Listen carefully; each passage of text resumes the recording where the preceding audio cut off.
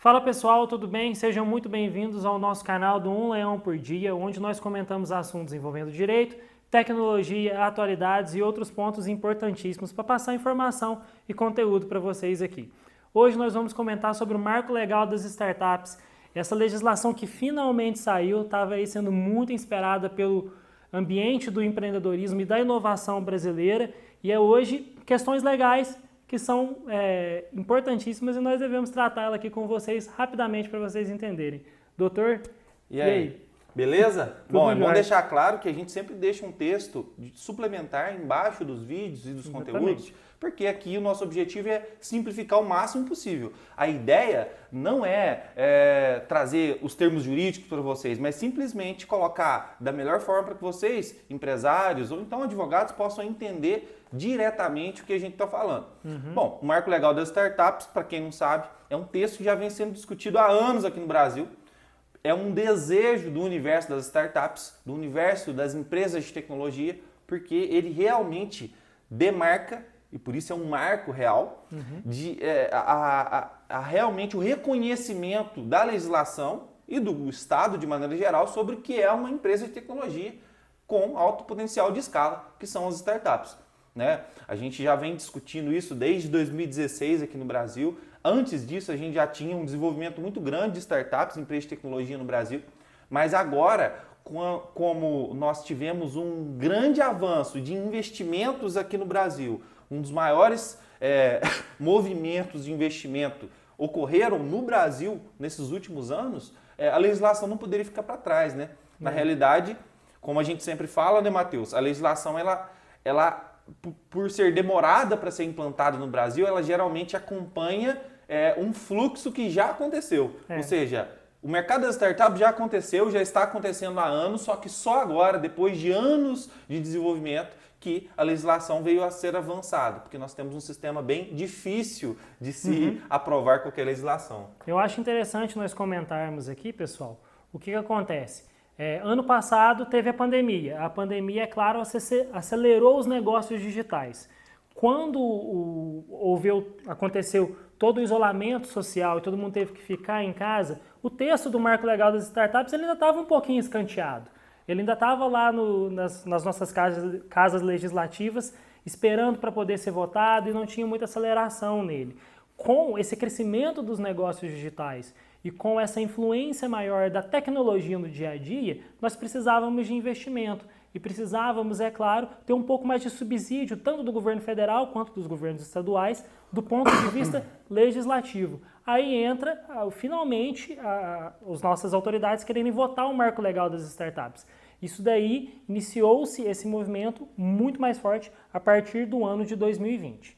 E é bom deixar claro também que o Marco Legal ele só foi realmente movimentado após a nomeação do novo relator, que era o Vinícius Poit, que é um deputado do Partido Novo, que já de tendência, de nascimento, vamos colocar assim, já tem uma tendência muito pró-mercado. Então, o Partido Novo é tido como um partido muito voltado para o mercado e esse, em específico, o Vinícius Poit, já era uma pessoa envolvida no setor de tecnologia. Então, temos muito a agradecer ao Vinícius por causa desse movimento. Ele é um grande jurista e ele é uma pessoa que foi muito parabenizada em todas as câmaras que ele se envolveu, principalmente pela atuação e que em quase todas as ocasiões que ele esteve nas câmaras conseguiu o voto unânime de todas as autoridades, que isso é dificílimo do Brasil. Hoje, independentemente de qualquer fator, todas as votações que acontecem nas câmaras do deputado e também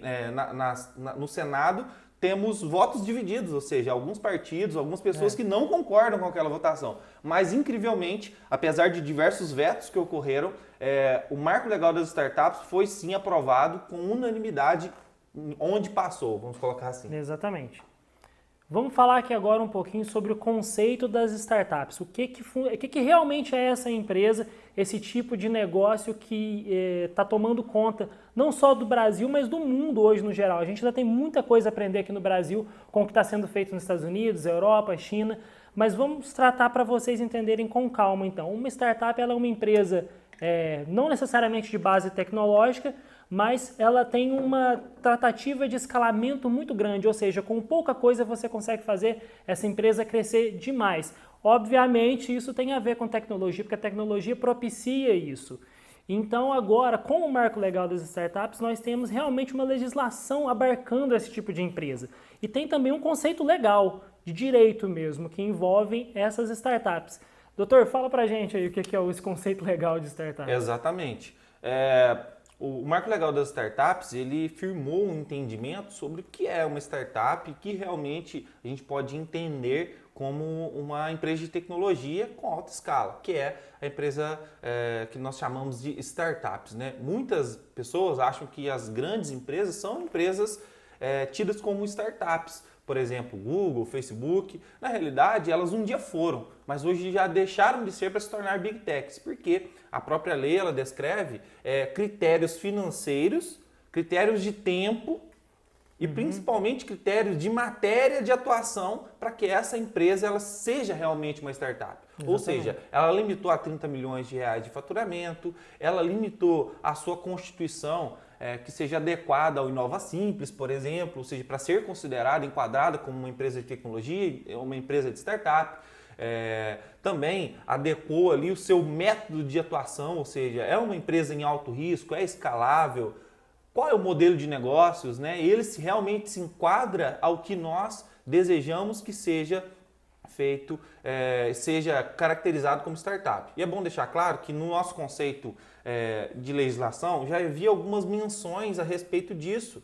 Lá na Lei 123, ela foi alterada em 2016 pela Lei 166, isso, a Lei do Simples, ela foi alterada para prever ali o investidor anjo e o investimento em startups. E ali, em uma frase, em um dos artigos que foram alterados, ela aparece ali como uma empresa com alta possibilidade de escala, atuante em um ambiente de extrema incerteza, certo?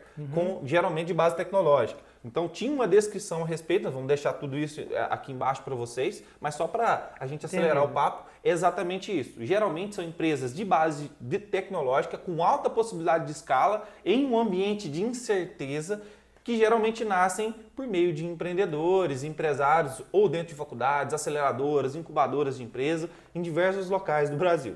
Não é um termo originalmente brasileiro, importado dos Estados Unidos, né, principalmente com o boom lá da década de 90, que as empresas de tecnologia tiveram, né, no desenvolvimento que nós chamamos de bolha.com, né, que ocorreu lá no Vale do Silício, quando surgiu as primeiras empresas de tecnologia, quando surgiu os primeiros sites de busca, antes mesmo do Google existir, a gente já tinha a primeira menção a respeito do termo startup. E hoje, felizmente, nós temos isso consolidado aqui no Brasil como realmente uma figura empresarial, né? Sempre se teve a startup como uma coisa à parte, mas hoje ela tem uma figura, ela tem uma característica, ela não é um tipo de empresa tida na legislação como uma empresa, é uma empresa do Simples, é uma empresa, uma sociedade anônima, é uma empresa que é uma microempresa. Não, ela não é um enquadramento fiscal exato para ela, apesar de termos o Inova Simples.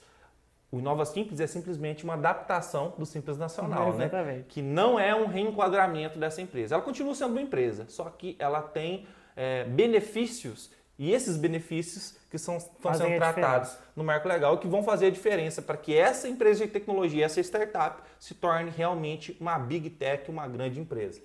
Vamos falar aqui então, pessoal.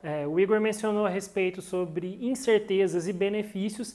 Esse é o principal ponto do marco legal das startups. Ele traz algumas facilitações e resolve alguns problemas que existiam no universo das startups, principalmente legalmente falando sobre investimentos. Quando a gente trata sobre investimentos em startups, existem diversos tipos de investimentos que nós podemos citar. Tem os investimentos iniciais, Family, Friends and Fools, aquele em que, por exemplo, amigos, familiares e uns malucos resolvem botar um dinheiro para a startup funcionar. Tem os investimentos anjo, que são os mais famosos, que a gente ouve falar muito mais, são aqueles que tratam a respeito de smart monies, né, doutor? É aquele dinheiro que é um dinheiro inteligente, em que o investimento ele não é tão gigante assim, mas ele é muito mais intelectual e mercadológico do que de dinheiro. Tem também os investimentos gigantescos, private equity e por aí vai, fundos de investimento que colocam dinheiro ali. E isso era tudo meio que feito, não vou dizer na ilegalidade, existia sim muita documentação, existia sim muito acervo jurídico para poder fazer, mas a gente não tinha uma legislação que tratasse diretamente sobre investimentos. Agora, com o marco legal das startups, existem tópicos específicos para poder se falar sobre investimentos. E esses investimentos nós vamos tratar um pouquinho agora para falar para vocês entenderem de um jeito bem didático, novamente. Vai ter muito mais coisa aqui na descrição do vídeo e também no nosso episódio que vai para o áudio no Spotify. Mas investimentos agora estão sendo abarcados pelo marco legal das startups, não é, Igor? Exatamente. E você mencionou muito bem, existem vários tipos de investimento. Imagina você que é um empresário, então tem uma grana guardada e está a fim de arriscar isso investindo em empresas. O caminho das startups é um dos melhores caminhos que você pode adotar, porque além de incentivar o desenvolvimento econômico e muitas vezes um desenvolvimento de tecnologias na sua região, você pode ainda ter uma alta lucratividade com isso. Ou não, ou pode ser um alto risco também. Exatamente. De todos os investimentos que você está acostumado a fazer, por exemplo, fundos imobiliários, por exemplo, investir em CDB, CDI, investir em ações e até bitcoins, eu considero que o mais arriscado seriam as startups, só que talvez um dos mais lucrativos. Você mencionou um exemplo do Family, Friends and Fools, que nós chamamos, né? The 3Fs. Os 3Fs, porque são geralmente recursos que eu, por exemplo, se for desenvolver uma tecnologia, eu vou buscar que esteja perto de mim. Eu vou lá buscar um investimento com um familiar, com um amigo, olha, quer aportar, quer contribuir com essa ideia, quer ser sócio de alguma forma. Você vai ganhar aqui um é o primeiro passo. Disso, Uma empresa de tecnologia geralmente nasce assim, pegando dinheiro de quem está por perto. Depois ela começa a se qualificar mais, buscando alguns tipos de investimento que são ou de fundos de investimento ou de empresas que são aceleradoras de investimentos que geralmente possam ofertar esse dinheiro em troca de uma participação. Mas geralmente são para empresas mais com mais desenvolvimento, ou seja, empresas que já possuem faturamento ou que já possuem algum tipo de recurso ali advindo da atividade. Imagina que eu faço um software, então eu crio uma ferramenta, um software que é possível ser monetizado, eu começo a vendê-la e eu preciso de dinheiro para aprimorar e para que ela possa crescer e seja escalada a nível Brasil, vamos crescer, ou a nível mundo. Para isso eu preciso de um recurso. Esse recurso a gente tira muito de exemplo, né? Imagine que esse recurso que eu estou mencionando é um foguete que você vai colocar embaixo de você e vai chegar mais rápido do ponto A ao ponto B. Geralmente a gente pode chegar ao ponto A ao ponto B, chegar no nosso objetivo de skate, de bicicleta, a título de exemplo. Nós podemos chegar até ali andando, a gente pode ir de skate, de bicicleta, mas se nós pegarmos um foguete ou então um motor e colocarmos na roda dessa bicicleta, ou de qualquer meio de locomoção, a gente está pegando esses dois, mas é um meio de locomoção, tá? Eu vou acelerar e muito o meu avanço. Quer dizer que eu não chegaria nesse ponto? Não, quer dizer que eu vou chegar mais rápido se eu tivesse investimento. Geralmente é isso que nós fazemos com os investimentos. E isso é tão importante no mercado de tecnologia, mas tão importante que acaba sendo primordial. Muitos empresários, empreendedores já nascem assim. Eu já criei o meu negócio buscando um investimento. Porque sem investimento não vai dar certo. Esses geralmente são os mais arriscados de se investir. Mas eles também continuam tendo possibilidade de crescimento. O marco legal, ele definitivamente colocou uma definição específica sobre o que é investimento em startups. E também tratou sobre os incentivos para quem faz esse tipo de investimento. Ele precisava fazer isso há anos já no Brasil, porque já se investe em startups há anos. Só que sempre com contratos que não estão exatamente atendendo ao que a legislação solicita, porque a legislação é carente. Então, hoje nós temos um marco legal que especifica, por exemplo, o que é um investidor anjo, que é uma das figuras mais importantes que nós temos no setor de investimentos, que é um investidor, que é pessoa física, como eu, como o Matheus, como você que está aí nos assistindo e quer aportar um recurso dentro de uma empresa. Mas você não quer ser sócio, você quer ser investidor. E é isso que o marco legal estipulou. Você, como pessoa física, pode colocar dinheiro em alguém, em uma ideia, em uma empresa e ser tratado apenas como investidor. Ou seja, você vai obter os lucros obtidos naquela transação. Com o meu dinheiro, o Matheus arrecadou muito mais recursos e faturou muito mais. Eu vou ter lucro sobre isso. Porém, se o Matheus der prejuízo e levar a empresa dele à falência, mesmo com o meu investimento, eu não vou ter responsabilidade. O meu patrimônio pessoal não pode ser influenciado por isso. E é a pedra que nós, no marco legal, colocamos sobre as responsabilidades que o investidor anjo tinha. Isso para mim, é das melhores coisas que existem no marco legal, ou seja, a definição exata do que é um investidor e principalmente as responsabilidades limitadas que ele tem quanto ao seu investimento. Ele tem obtenção de lucros, mas ele não vai ter a responsabilidade sobre o prejuízo. Em um ambiente de extrema incerteza, que é o ambiente de startups, isso é primordial para que haja desenvolvimento real de empresas de tecnologia no Brasil. Exatamente. Falando sobre isso, né, investimentos trazem desenvolvimento para o ambiente de startups no Brasil.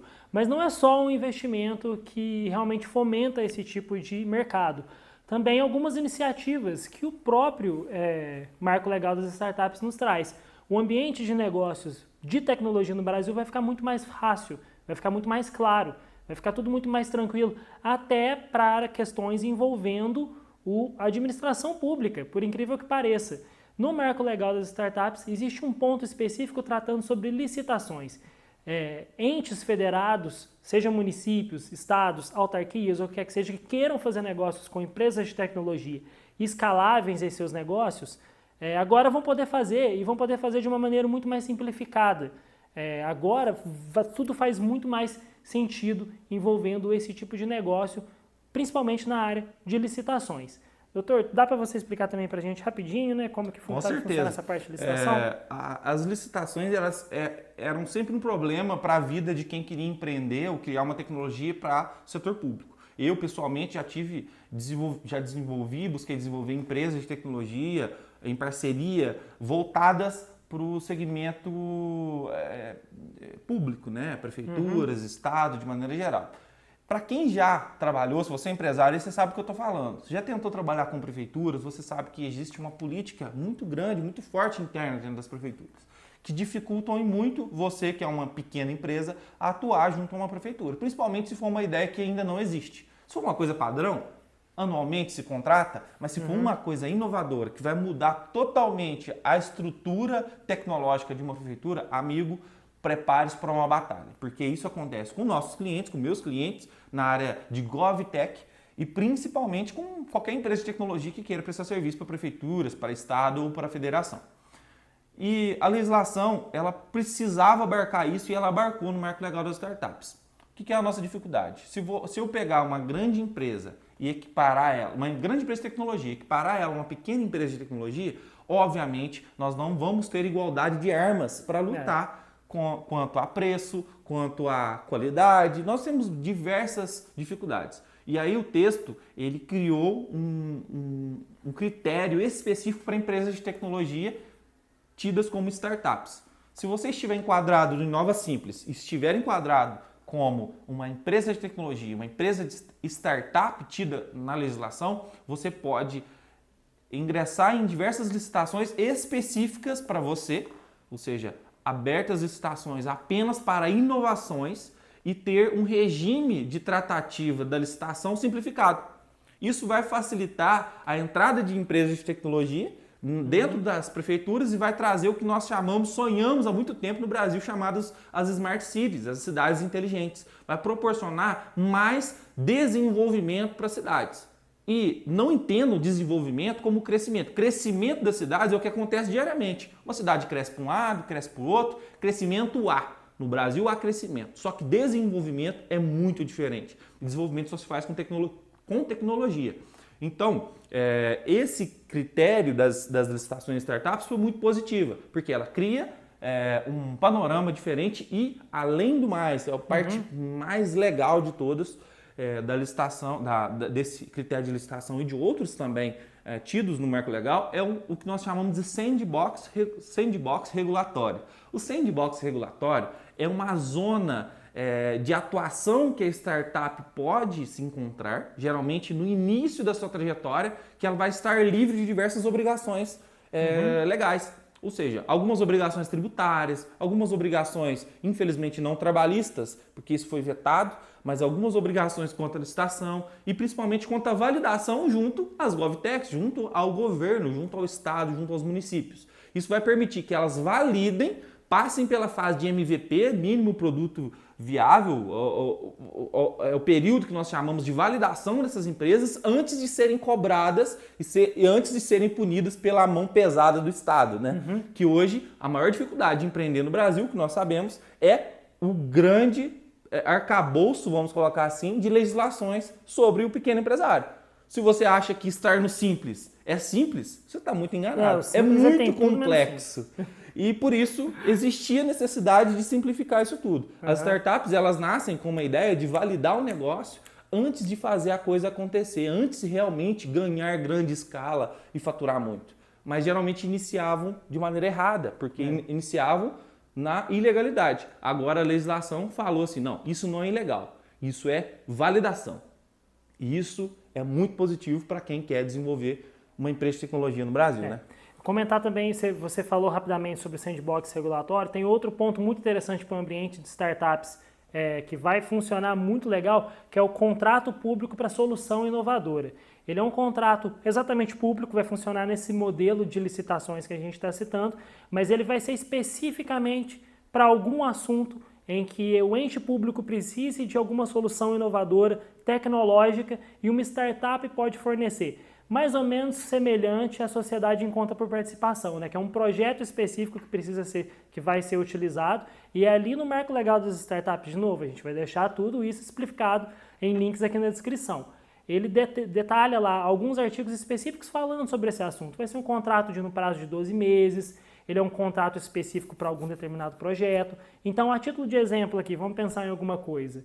Um ente federado precisa desenvolver um software, um município precisa desenvolver um software para resolver o problema vai resolver um problema envolvendo correios ou algo, entrega de produtos dentro daquela própria cidade. Não tem como fazer, meu Deus, está corrido, o desenvolvimento da TI do município está complicada, está cheia. Contrata uma solução inovadora feita por uma startup para poder desenvolver aquela questão ali. É um exemplo. Em dois aspectos também, né? Ele pode contratar uma solução já existente ou ela pode abrir um edital para que alguém se habilite a criar uma solução inovadora. Imagine que você está na sua casa, você é um desenvolvedor e você verifica que a sua prefeitura ela tem a possibilidade, ela precisa de um produto que você tem desenvolvido ou você está a desenvolver de alguma forma ou quer desenvolver. E você se habilita a fazer, não, eu quero participar desse desafio. E você consegue um contrato público. Isso, há alguns anos atrás, era inimaginável. Isso é bem possível agora. Então, é uma alegria para as empresas que atuam no setor de GovTech, porque elas poderão se habilitar, oferecer às prefeituras, chegar às prefeituras, olha, tem essa solução que pode solucionar um problema seu que você tem na avaliação de funcionários públicos, por exemplo, ou então no controle de documentos, ou então na criação de ferramentas de digitalização para pequenas prefeituras. Isso pode acontecer. Setor de saúde, setores administrativos, setores de posturas, diversos setores dentro de prefeituras ou do Estado, de diversas formas, podem ter uma solução muito maravilhosa, que muitas vezes a gente fala assim, a gente está lá acessando, né, Matheus? Os sites dos órgãos públicos, a gente vê, nossa, isso aqui poderia ser facilmente resolvido com um formulário. Isso. Com um formulário do Google. Mas por que isso não pode? Porque não é oficializado o método dentro da prefeitura. Isso precisa de uma licitação.